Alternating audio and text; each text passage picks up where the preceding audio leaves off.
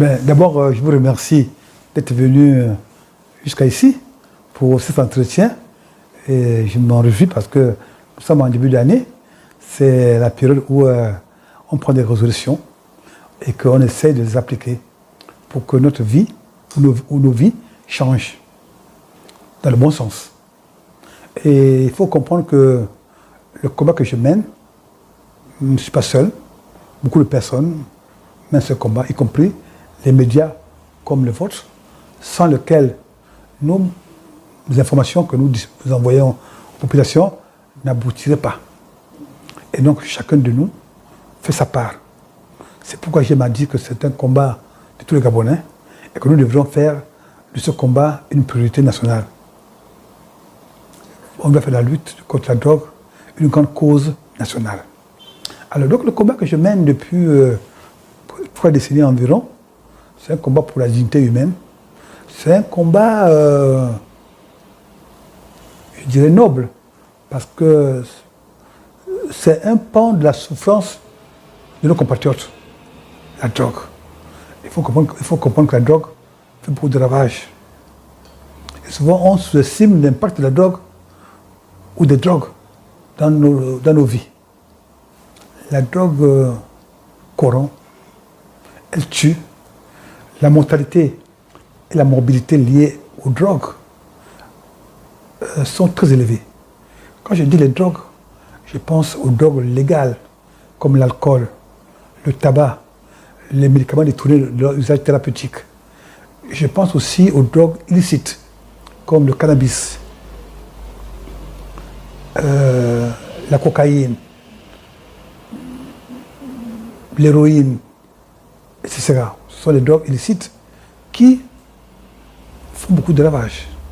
Parce qu'à cause des maladies multiples, la dépendance. Parce que quand on consomme ces drogues-là, on arrive à être malade, dépendant.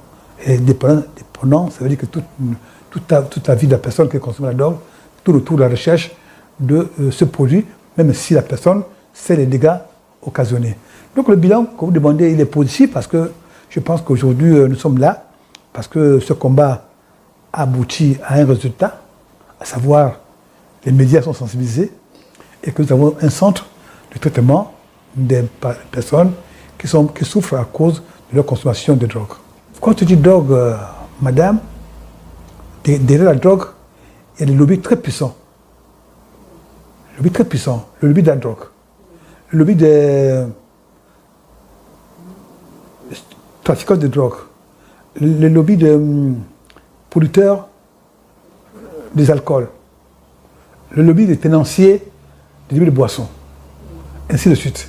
Parce que la drogue génère beaucoup d'argent. Et ces personnes que je viens de citer n'ont pas de cœur. C'est une mafia. Pour ces personnes qui vivent du sang et de la sueur de leurs compatriotes, ce qui les intéresse, c'est l'argent. À la place du cœur, c'est l'argent qui remplace le cœur, leur cœur. Donc voilà pourquoi nos combats semblent parfois piétinés. Ils sont prêts, ces lobbies sont prêts à tuer. Souvent ils tuent. Ils sont prêts à corrompre l'administration. Et d'ailleurs, le CTRI, le comité pour la transition et la restauration des institutions, a dit, quand elle a fait son coup de liberté, que parmi les hauts dignitaires de l'ancien régime, il y avait des trafiquants de stupéfiants. Tu vois, c'est l'information est passée inaperçue, mais c'est capital.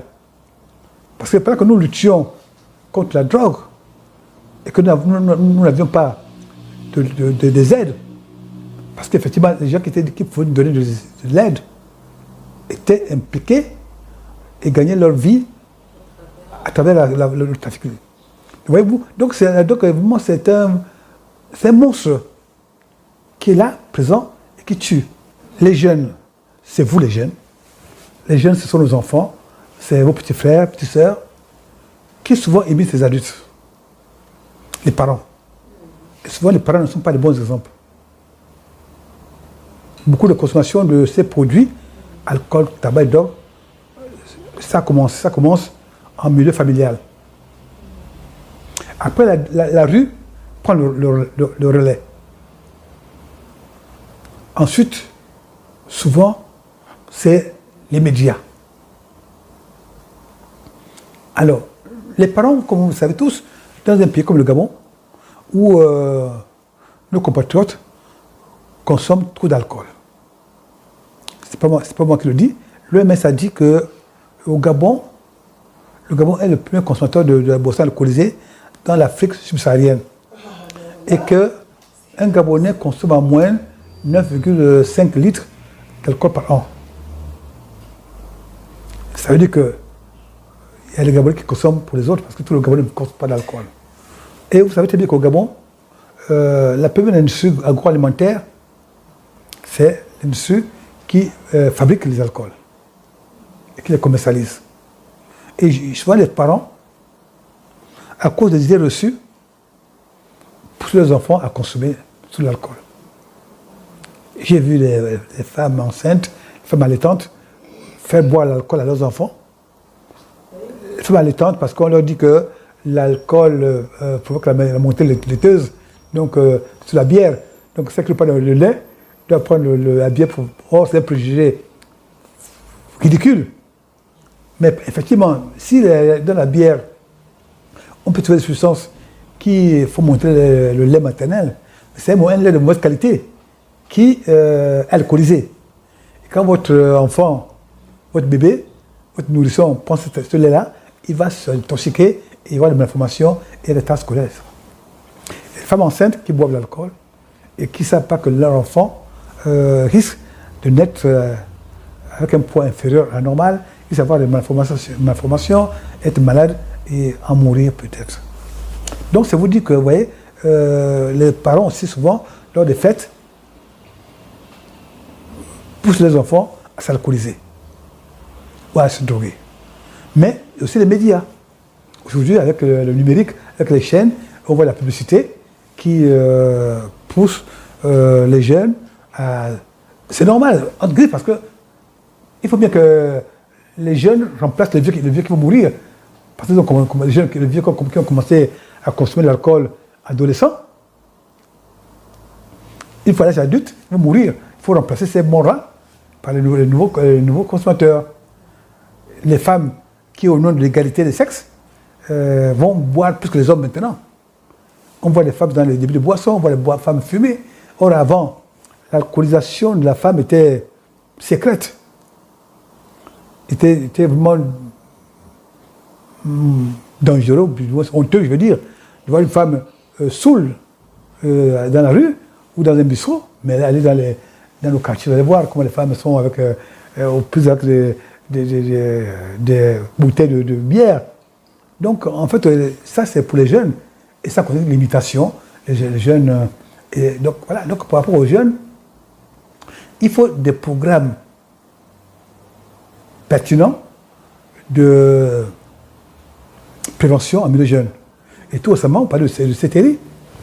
Le CTRI a pris une mesure dans son communiqué, je crois, 00439, où le CTRI disait que le président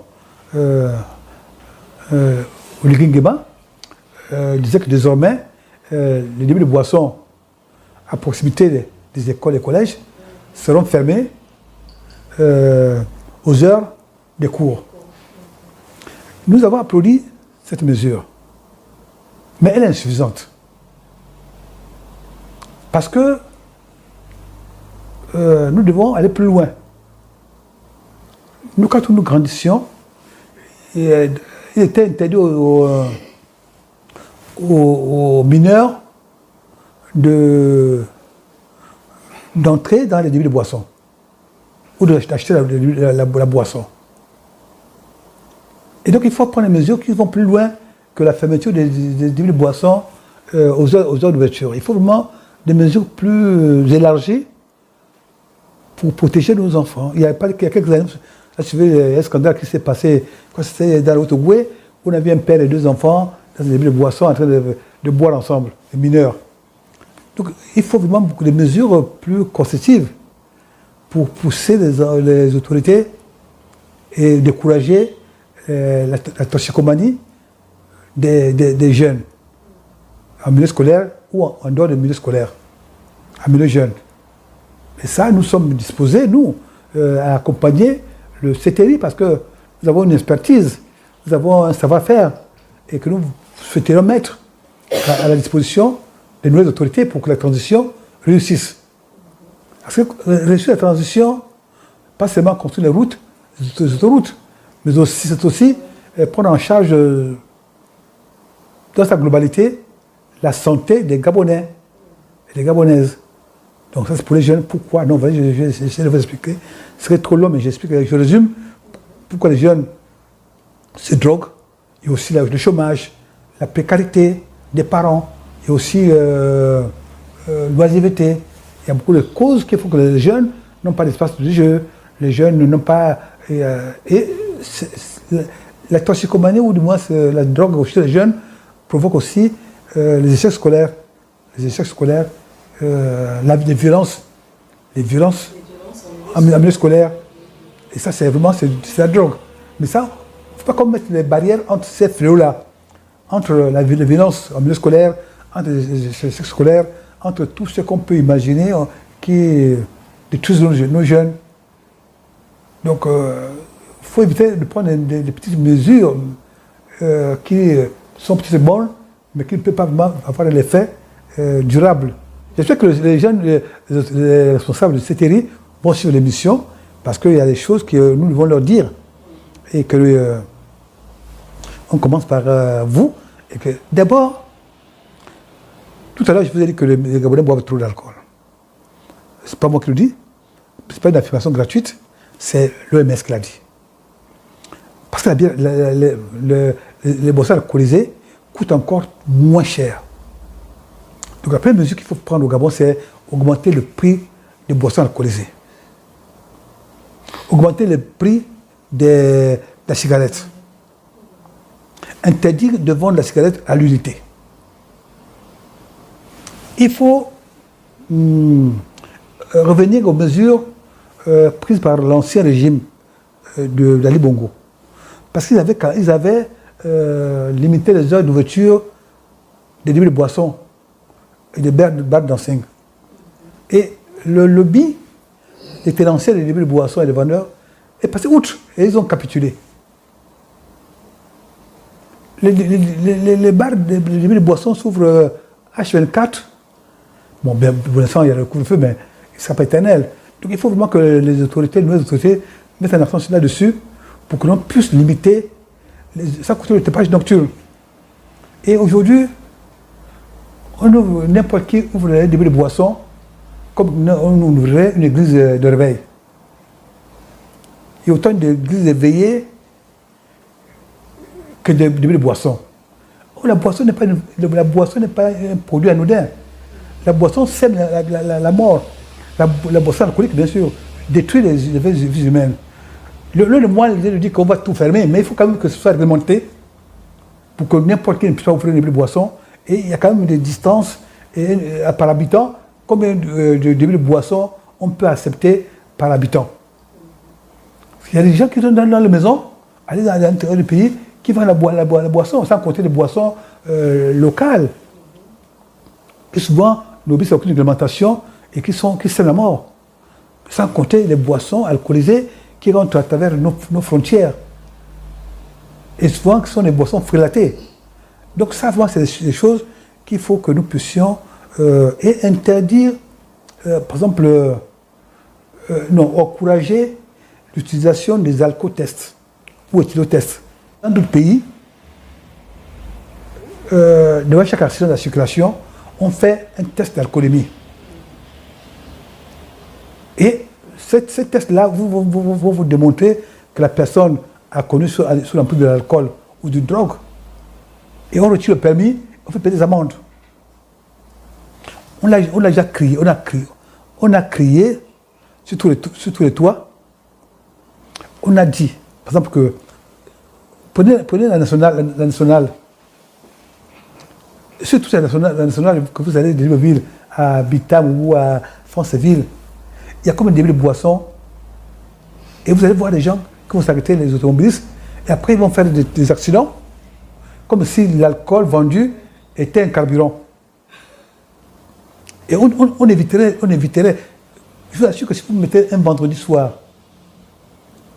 les motards au PK5 ou sur la route de Cap, qui vont contrôler les chauffards, vous savez, le vertige, vous avez constaté comme les personnes sont des bandits.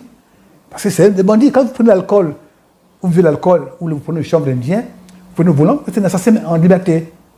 Donc ça, c'est moi, nous souhaiterons que les autorités qui écoutent l'émission comprennent que s'il y a des morts, souvent, nous sommes tous responsables par notre laxisme, on va faire comment? Alors que nous tous, même les gens qui dirigent le pays, à un moment donné, peuvent mourir parce qu'effectivement, l'accident peut... il y a des accidents évitables, mais ceux causés par la conduite en état d'ébriété ou sous l'emprise de la drogue, on peut les éviter. Donc il y a comme ça, madame, des choses que nous pouvons nous proposer aux autorités compétentes pour que nous puissions vraiment épargner notre pays de souffrances liées à l'inconscience de certains compatriotes. J'ai commencé à en parler. L'addiction, c'est la personne qui consomme un produit. Ce produit, il a une envie irrépressible, incontrôlable, de consommer ce produit-là, ou ce comportement, même s'il connaît les dangers liés à la consommation de ce produit ou à ce comportement-là. Vous devenez addict. C'est-à-dire qu'il y a la dépendance, vous devenez dépendant. La dépendance physique ou psychique. Et donc ça, je parle de produits consommés, il y a des addictions sans drogue. Genre les personnes qui se dépimentent la peau, parce que bon, il y a des personnes comme je vois des belles femmes comme vous, avec un teint naturel, mais d'autres personnes vont vouloir être comme vous, mais en se décapant la peau. Et ça, c'est une addiction. Il y a les jeux compulsifs, les jeux de hasard, qui provoquent des addictions. Vous avez l'addiction au sexe. Et l'addiction au sexe, vous avez l'addiction au téléphone. Oui, madame, il y a des personnes qui vont mourir à cause du téléphone. Parce que tout ce qu'ils vont faire dans la vie, c'est le téléphone avec la main, et les accidents, il y a, voilà, tout ça, voilà, c'est une addiction. Donc notre centre, qui est le centre de traitement et de réhabilitation des personnes à des addictions, s'occupe de ces personnes-là qui sont des grands malades. Ah, question très pertinente. Parce que, en principe, ça devait être une démarche volontaire. Une personne qui est alcoolique, ou qui est toxicomane, ou qui a des comportements, des besoins, sans qu'elle souffre. En fait, en réalité, c'est une souffrance qui enfuit chez ces personnes-là, et qui a des origines multiples. Donc, elle devrait venir vers nous pour demander secours, appel au secours, à l'aide. Ça, c'est dans l'absolu. Mais comme parfois, dans notre pays, on n'est pas habitué à se soigner de ces questions-là. Nos addicts, on les regarde, souvent ils amusent la galerie, souvent on les blâme, on dit bon non, c'est l'esprit de telle drogue, l'esprit de l'alcool, l'esprit de machin. On les amène dans les églises, on les amène dans les temples initiatiques pour leur faire ingurgiter des substances, et puis il y en a qui en meurent. Donc, nous avons ici, dans nos centres, parfois des personnes qui sont venues sous contrainte des parents. Parce que les parents pensent qu'il y a là, s'ils ne nous amènent pas leurs parents malades, il y aura une non-assistance à personne en danger. Donc ils les amènent et nous avons eu de bons résultats. Au départ, les personnes qui étaient devenues un peu psychopathes, avec les hallucinations, avec les violences, comprennent que non, là il y a un problème, il faut qu'on les soigne. Et nous devons donc, quand ces personnes arrivent, nous avons d'abord ce qu'on appelle des entretiens motivationnels, une prise en charge motivationnelle pour amener ces personnes à comprendre qu'elles sont malades. Parce que parfois ces personnes pensent qu'elles sont comme les autres. Parce que dans un milieu où tout le monde boit, où tout le monde se saoule, tout le monde se drogue, pourquoi c'est elles qu'on amène contre de malades? Or, nous ne sommes pas égaux face à la maladie. C'est important. Donc, nous sommes là, chacun a sa fragilité, son histoire personnelle, Donc, je ne connais pas ce Mexico. Un exemple, les femmes sont plus vulnérables en général que les hommes, pour des raisons multiples, hein, on peut développer autre chose. Les enfants sont plus vulnérables. Donc, on a donc le cas où les parents amènent de force. Mais ça pose un problème parce que souvent, on a affaire à des gens qui sont intelligents. Oui, beaucoup sont très, très, très brillants ici. Et donc, qui vont nous dire, oui, moi, je suis adulte vacciné, je vais vous amener chez l'avocat, chez le juge. Donc, souvent, nous demandons aux parents une décharge. Si possible, d'aller voir le procureur pour dire que, bon, nous sommes obligés, parce qu'il y a des cas de suicide. Oui, le cas de suicide, les gens qui sont alcooliques ont des tendances suicidaires. Donc, souvent, voilà, on prend la décharge et nous prenons en charge ces patients-là. Et comme je te dis, c'est une prise en charge holistique. Nous avons donc la médecine générale, la psychiatrie, la psychologie clinique, la litologie, la mourologie, la sophrologie, le yoga, le sport, l'art-thérapie. Oui, parce qu'on ne soigne pas un indice comme on fait un paludéen. Parce que la personne qui a consommé depuis longtemps, en général c'est depuis 20 ans moins, et donc on veut l'amener chez nous, mais écoutez, on ne va pas le soigner comme on soigne. Donc il faut vraiment un long processus. C'est pourquoi nous disons souvent que la prise en charge des addictions n'est pas un long fleuve tranquille. Vaut mieux ne pas commencer à se droguer, parce qu'après pour s'en départir, c'est compliqué. Voilà. Donc voilà pourquoi nous pensons qu'il faut vraiment faire des campagnes de prévention pour éviter d'arriver à l'état de soins.